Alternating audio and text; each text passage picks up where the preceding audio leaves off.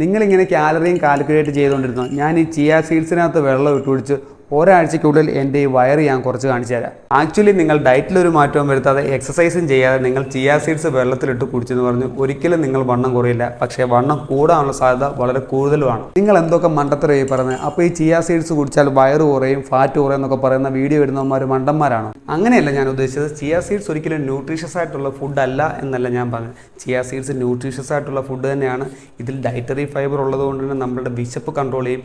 അതുപോലെ feeling fullness, അതായത് വയറ് നിറഞ്ഞപ്പോൾ ഒരു ഫീലിംഗ് എപ്പോഴും നമുക്കുണ്ടാകും. അതുപോലെ ചിയ സീഡ്സ് ഒരു ഹെൽത്തി ഫാറ്റ് സോഴ്സ് തന്നെയാണ് എന്ന് കരുതി നിങ്ങൾ പ്രധാനപ്പെട്ട ഒരു കാര്യവും മറന്നു പോകരുത്. ചിയ സീഡ്സ് ഒരു ഹൈ കാലറി ഡെൻസ് ഫുഡ് തന്നെയാണ്. ഏകദേശം 100 ഗ്രാം ചിയ സീഡ്സിൽ 500 കാലറീസ് ഉണ്ട്. So it is a calorie dense food. Chia സീഡ്സിൽ അത്രയും കാലറി ഉണ്ടോ? അതുകൊണ്ട് ചിയ സീഡ്സ് വെള്ളത്തിലിട്ട് കുടിച്ചതുകൊണ്ടോ എല്ലാ ഫുഡിൻ്റെയും കൂടെ ആഡ് ചെയ്ത് കഴിച്ചതുകൊണ്ടോ ഒരിക്കലും നിങ്ങളുടെ വണ്ണം കുറയാൻ പോകുന്നില്ല.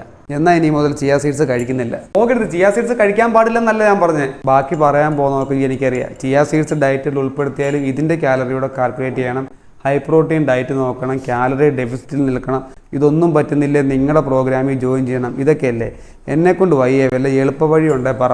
This is the reality. അല്ലാതെ ഇതിനകത്ത് ഒരു ഷോർട്ട് കട്ട്സും ഇല്ലെന്നുള്ള കാര്യം നിങ്ങൾ മനസ്സിലാക്കുക. നമ്മളുടെ പ്രോഗ്രാമിൽ ജോയിൻ ചെയ്യാൻ താല്പര്യമുള്ളവർ DM